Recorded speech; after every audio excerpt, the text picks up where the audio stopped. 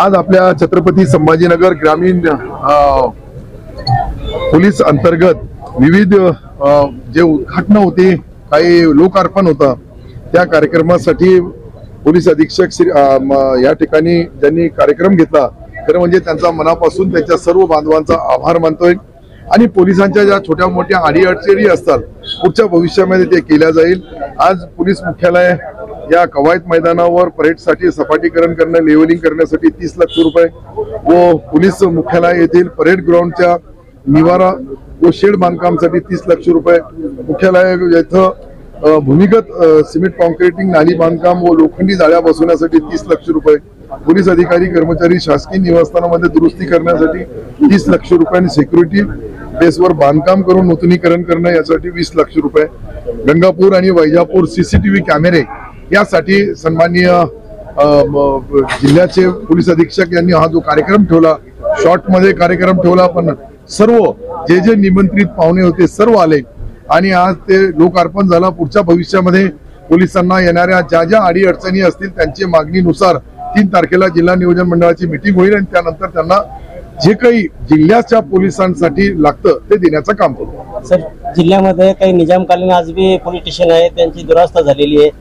त्याबद्दल काही चर्चा नाही? खरं म्हणजे त्याची आजच आमच्या सर्व अधिकाऱ्यांची सन्माननीय आयुक्त महोदय जे पोलीस आयुक्त आहेत त्यांच्या शहरामध्ये विविध पोलीस स्टेशनचे निजामकालीन ज्या इमारती आहे ते कशा देता येईल, ग्रामीण भागामध्ये आमचे या ठिकाणचे आयजी साहेब मिश्रा साहेब आणि कलवानियाजी या दोघांच्या वतीने त्याला पूर्ण जे मागणी येतील त्या पद्धतीने मुख्यमंत्री एकनाथरावजी शिंदे साहेब लाडली बहीणची सुरुवात करण्यासाठी सिल्लोडमध्ये 2 तारखेला येऊ लागले। त्यानंतर त्यांच्याशी पूर्ण चर्चा करून आपल्या या जिल्ह्यामधल्या ज्या ज्या अडीअडचणी आहेत त्या सर्व अडीअडचणी देण्यासाठी जे निधी लागल त्याचीही मंजुरी देण्यात येईल।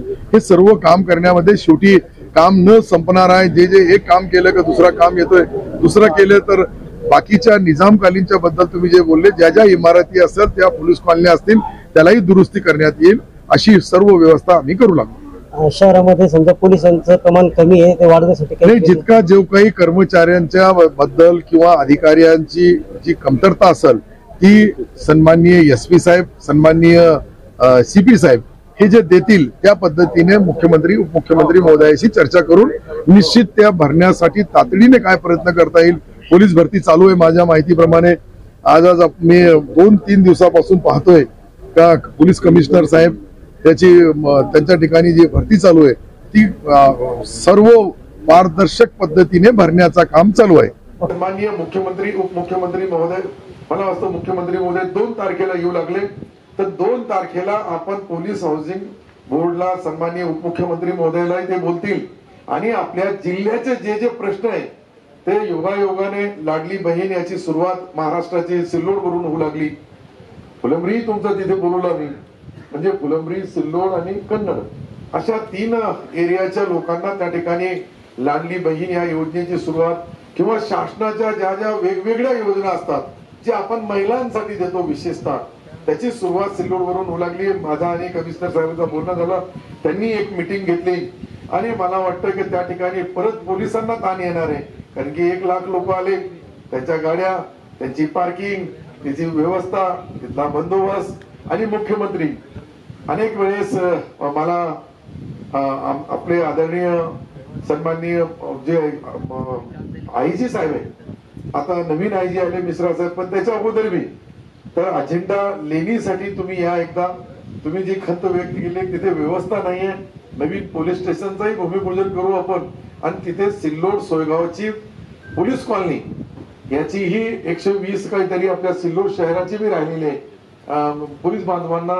राहण्यासाठी चांगलं घर पाहिजे। शेवटी आपण जे सुरक्षित घरामध्ये सर्व व्यापारी असेल किंवा गावकरी असेल किंवा शेतकरी, शेतमजूर, गोरगरीब माणसाला निवांत घरामध्ये राहताना जी काही सर्व पोलीस बांधव रस्त्यावर असतात म्हणून आम्ही निवांत झोपतो, ते आमचे मित्र सावे साहेबांनी तशी माहितीही दिली।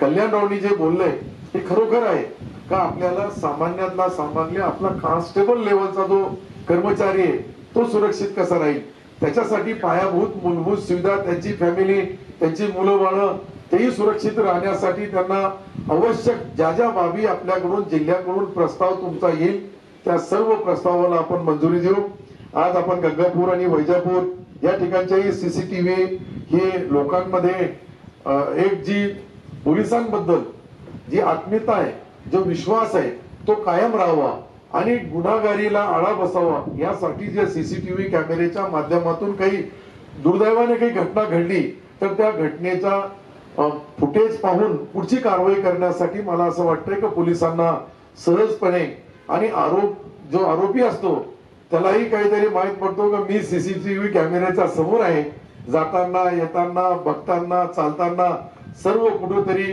पोलीस स्टेशन मध्ये कंट्रोल होऊ लागला. त्याची कनेक्टिव्हिटी एसपी ऑफिस मध्ये बी आहे.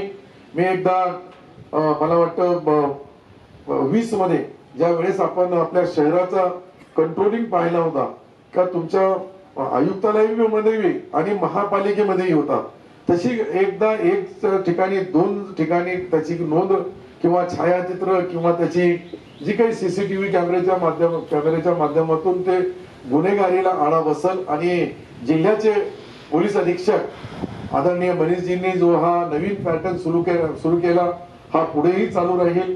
अजून माझी तुम्हाला विनंती आहे का जाण्याची घाई करू नका. सावे साहेब इथे बसलेले आणि दोघंही 100 दिवस तरी तुम्ही राहा. म्हणजे 100 दिवस यासाठी की आमचे किती 69 सांगितले, एकाने 70 सांगितले, दुसऱ्याने 69 का मी बी 70 आहे. र कट झाला तर 70 असते, 70 र झाली तर 70. तर मी 5 वेळेस मंत्री झालो.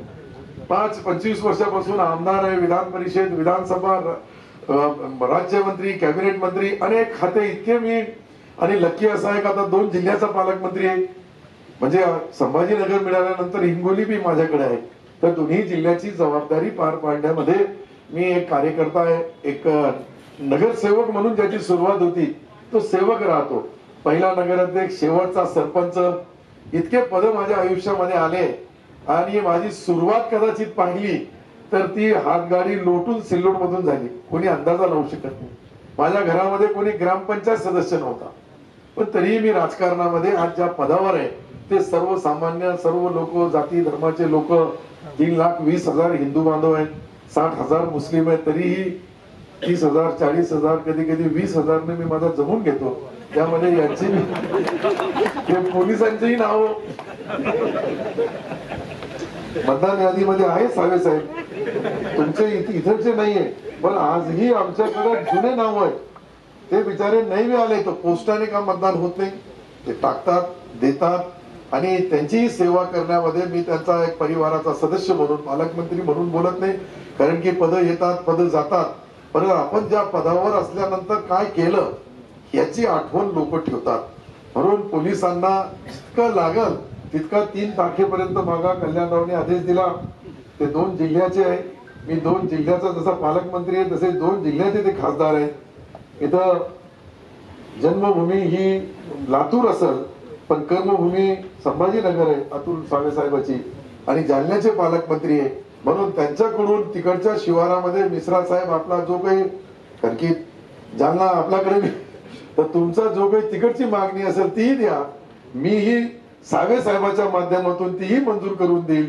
शेवटी इथं जे बसलेले आयुक्त आहेत हे आमचे उपाध्यक्ष असतात. मी समजा त्या जिल्हा नियोजन मंडळाचा अध्यक्ष आहे, हे उपाध्यक्ष बसलेले आहेत.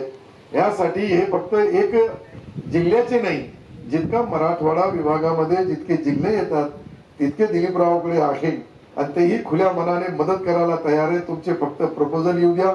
69 दिवस आहे, परंतु 29 दिवस आचारसंहितेमध्ये जाणार आहे. खरे 60च दिवस आहे कल्याणराव. तुमच्याकडे फार मोठा काळ आहे. तुम्ही आता निवडून आले म्हणून तुम्हाला पुढे फार खेळायला चान्स मिळाला. जो काही थोडाफार मध्ये गतिरोधक होते तेही राजस्थानला गेले, म्हणून तुम्ही फ्री झाले. तुम्हाला काही ताणच राहिला. ताण आम्हाला. कोणी एखादा व्यक्ती लकी जो असतो, ईश्वर अल्लाह भगवान त्यांना गॉड गिफ्ट देतो आणि आपल्या जिल्ह्याचा स्वाभिमान आहे का आपल्या जिल्ह्याचे एक व्यक्ती, एक शेतकरी कुटुंबातला, एक सर्वसामान्य माणसाला घेऊन जाणारा, सर्वसामान्य माणसाच्या सोबत राहणारा एक सामान्य नेता ज्या वेळेस राजस्थान सारख्या जिल्ह्याचा, राजस्थान सारख्या राज्याचा, या प्रदीप साहेबांचा सत्कार एसपी साहेब करतील. माननीय श्री प्रदीप जयस्वाल साहेब विधानसभा सदस्य यांचे स्वागत श्री मनीष करवाने सर यांनी करामराशी देण्याची विनंती करतो.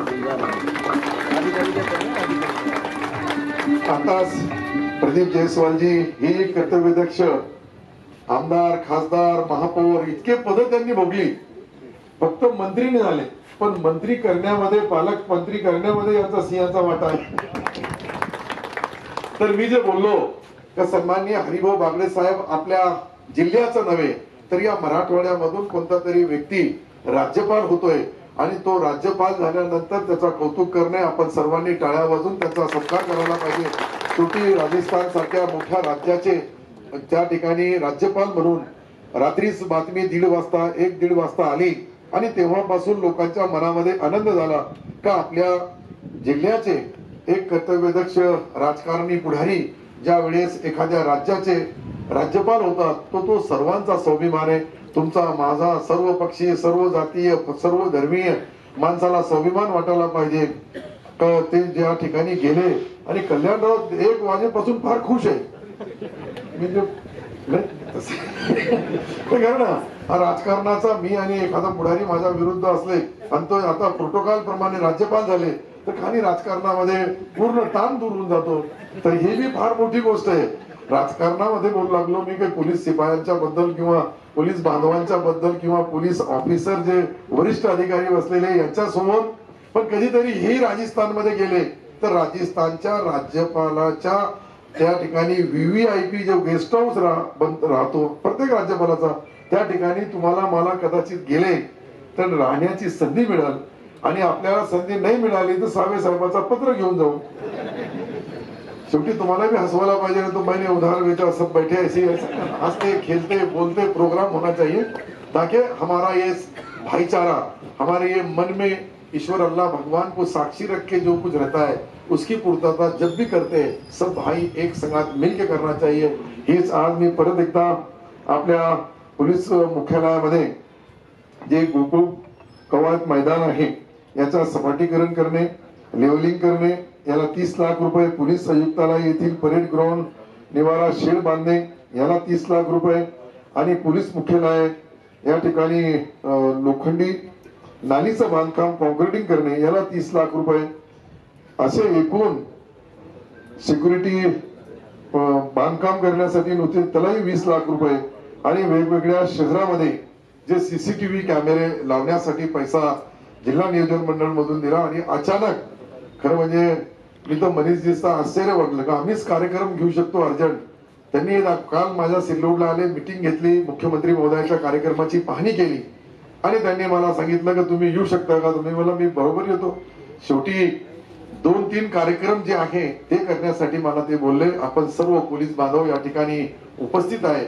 वरती अधिकारी आहे, खाली बी अधिकारी आहे, पण पाठीमागचे जे शिपाई आहे ते सर्वात महत्वाचा केंद्रबिंदू आहे.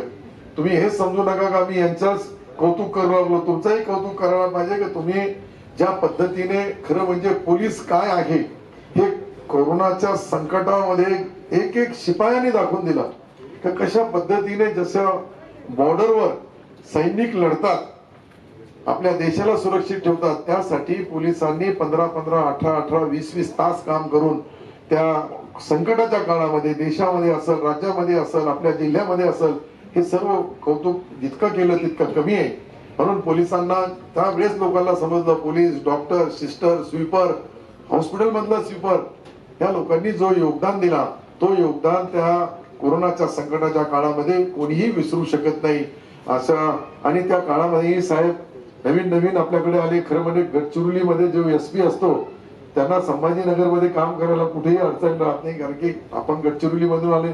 दोन्ही आमचे मुख्यमंत्री जिथे त्यावेळेस पालकमंत्री होते एकनाथरावजी शिंदे साहेब, हे त्या ठिकाणी गडचिरोलीचे SP होते आणि गडचिरोलीच्या SP म्हणून इथे आल्यानंतर अनेक जिल्ह्यामधल्या वेगवेगळ्या पोलीस स्टेशनच्या अडीअडचणी होत्या, वेगवेगळ्या पोलीस कॉलनीच्या अडीअडचणी होत्या, वेगवेगळ्या कर्मचारी बांधवांच्या असेल, अधिकाऱ्यांच्या असेल, त्यांच्या अडीअडचणीमध्ये खारीचा वाटा का होत नाही जिल्हा नियोजन मंडळाचा राहील आणि पुढेही राहील. सोमवारी जे आमची जे 3 तारखेला जी मिटिंग होणार आहे त्या मिटिंग मध्येही आम्ही सर्व असणार आहे. प्रदीपजी असणार आहे, कल्याणरावजी असणार आहे, सावे साहेब आहे, मी आहे, विभागीय आयुक्त आम्ही सर्व राहू आणि तुम्ही जे जे प्रस्ताव देताल त्या शेवटी तुम्ही जे करू लागले तुमच्यासाठी नाही आहे, हे लोकांसाठी आहे. सर्वसामान्य माणसाला ज्या काही तिथं येणाऱ्या अडीअडचणी दूर करण्यामध्ये आपले पोलीस बांधव मदत करतात. त्यांच्या गाड्यापासून, राहण्यापासून, पिण्याच्या पाण्यापासून काही जी मबी अजून लागत असेल तर तेही देऊ आपण. शेवटी पोलीस तंदुरुस्त असला, फिट असला तर बाकी कार्यक्रम. आता यांना पाहिल्यानंतर, मी पाहिल्यानंतर, आमचं वेट आणि हे आणि पवार साहेबाला पाहिलं, मिश्रा साहेबाला पाहिलं, तुम्हाला पाहिलं तर तुम्ही एकदम फिट राहतात. मी असेल, साहेब असेल, आम्हाला जरा थोडा बसण्याचं काम जास्त आहे तुम्हाला. तर यासाठी जिम प्रत्येक पोलीस स्टेशनला एक जिम द्यायला पाहिजे. एक जो हिरापूर गट नंबर 1 मध्ये जी जागा प्रस्तावित केलेली आहे चिकलठाणा पोलीस स्टेशनसाठी, तर ती कवायतसाठी आणि बाकी त्यांना सर्व सुविधा 25 एकर जमीन आहे आपली शासनाची आहे, ती पोलिसांना दिली तर निश्चित पोलीस कॉलनी, नवी पोलीस कॉलनी बनल. पोलीस कॉलनी सोबत ग्राउंड बसल आणि शहराच्या बाजूला आपल्याकडे मोठा ग्राउंड आहे इथं, परंतु ग्रामीण भागामधला एक छोटासा पार्ट येतो आणि त्या ठिकाणी आपला तो पोलीस स्टेशन जे आहे, त्या police station Chikalthana police station आज जो आहे एकदम रस्त्यावर आहे. आपण पाहतो जाताना येताना रस्त्यावर आहे, त्याऐवजी तिथं भरल अशी त्याच दिवशी आपण जिल्हाधिकारी महोदयाकडून प्रस्ताव आला आणि त्याला तत्वता मान्यता विखे पाटील साहेबांकडून घेण्याची बी आवश्यकता असली त्यांच्याकडूनही घेऊ. आणि पोलिसांचा कुठेतरी एक एक छोटा छोटा काम का होत नाही, सर्व आम्ही पुढारी. शेवटी सावे साहेबांनी आणि काळे साहेबांनी सांगितलं का तुम्ही आमच्यासाठी, आता प्रदीपजी आले तर आम्ही चौघही तुमच्या पोलीस बांधवांच्या ज्या ज्या अडी अडचणी असतील, लोकप्रतिनिधी आम्ही आहे. लोकप्रतिनिधींचा कर्तव्य आहे का आपल्या शासनाच्या वतीने ज्या ज्या अडचणी असतात पोलीस बांधवांच्या त्या दूर कराव्या. जय हिंद, जय महाराष्ट्र.